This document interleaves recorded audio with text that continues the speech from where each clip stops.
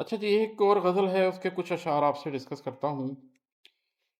अच्छा, मुझे नॉर्मली ऐसे अशार डिस्कस करने का कोई ख़ास शौक नहीं है जिसमें कोई वो जो शोरा कहते हैं कि ये देखें जी कैसे बात बयान की है, इसका ये मतलब भी हो सकता है, वो भी हो सकता है। मगर ये एक शेर है, ये मैं आपको बहरहाल सुनाता हूँ, ज़रा मुख्तलिफ़ किस्म की डिस्कशन हो जाएगी। जी, ये है कि मुझे एहसास होने लग गया था, उसे महसूस होने लग गया था। अब इस शायर का मानी क्या है? सादा सा शेर है। जी, इसका एक मानी ये हो सकता है कि मुझे एहसास होने लग गया था। जी, किस बात का? कि उसे महसूस होने लग गया था। मुझे इस बात का एहसास हो गया था कि उसे कोई बात महसूस होने लग गई।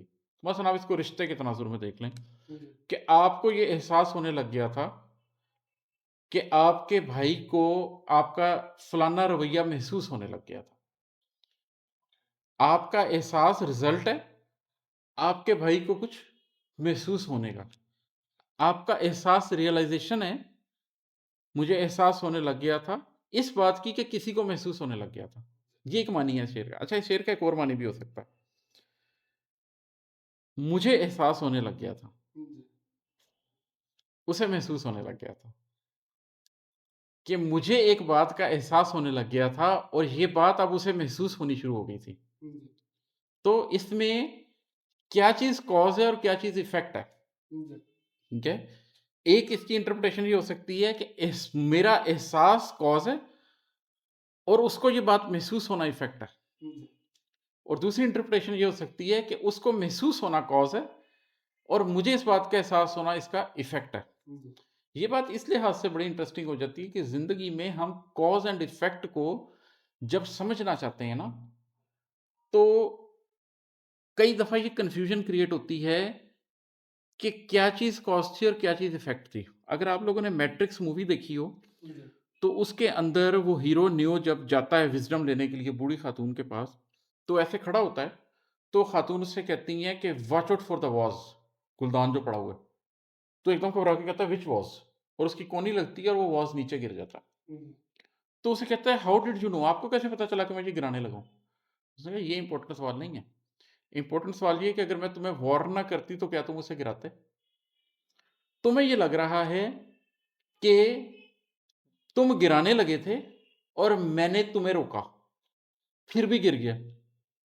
जबकि दर हकीकत मैंने तुम्हें रोका इस वजह से ही तो तुमने इसको गिरा दिया। इसकी इंटरप्रिटेशन बहुत दूर तक जाती है। दूर तक कैसे जाती है कि अमूमी तौर पर ज़िंदगी में आप कोई काम करते हैं और उस काम की जो नतीजा है वो आपने भुगतना होता है। जी, लेकिन अगर आप उस काम से खैर ढूँढ लें और अल्लाह की तरफ चल पड़ें, तो वो जो चीज़ आपको लग रहा है कि एक बुराई का इफ़ेक्ट थी, वो एक नेकी का कॉज़ बन जाती है। मसलन मूसा अलैहिस्सलाम से एक बंदा कत्ल हो गया मुक्का मारने से। उसके नतीजे में उन्हें मदीना से भागना पड़ा। अब ये एक कॉज़ का इफ़ेक्ट था। लेकिन इमीडिएटली अल्लाह से तौबा करना, माफ़ी माँगना, ये कहना कि मैं आज के बाद किसी ज़ालिम की हिमायत नहीं करूँगा और फिर खुदा से खैर माँग के किसी तरफ चढ़ना, ये एक नेकी के लिए कॉज़ बन गया। तो कॉज़ एंड इफ़ेक्ट में जिस कॉज़ से कोई इफ़ेक्ट क्रिएट होता है, वो इफ़ेक्ट किसी और चीज़ का कॉज़ भी बन सकता है। तो कॉज़ और इफ़ेक्ट को समझिए कि कई दफ़ा कॉज़ इफ़ेक्ट और कई दफ़ा इफ़ेक्ट कॉज़ भी बन जाता है। तो ये एक चीज़ है जो इस शेर में मैं आपके सामने रखना चाहता हूँ। एक दो और शेर सुना देता हूँ इस गज़ल के, सादा-सा है। उसे आवाज़ देता डूबते वक़्त, पर उसका दिल किनारे लग गया था। सादा सा शेर है, लेकिन लोगों को मैं ज़िंदगी भर ये बात समझाता रहा हूँ कि अगर आप डूब रहे हो, तो डूब जाना भी बेहतर होता है, लेकिन उसको आवाज़ नहीं देनी चाहिए जिसका दिल किनारे लग गया। जी, आपको ज़िंदगी में बहुत से ऐसे लोग मिलेंगे, जो अपनी लाइफ़ में मूव ऑन करना चाहते हैं। तो जब कोई लाइफ़ में अपनी मूव ऑन करना चाहे, तो मैच्योरिटी के साथ इस चीज़ को होने देते हैं और फिर जो आपका मसला है, उसको खुद हल करते हैं। मैंने अपनी ज़िंदगी में यही तरीका अपनाया है।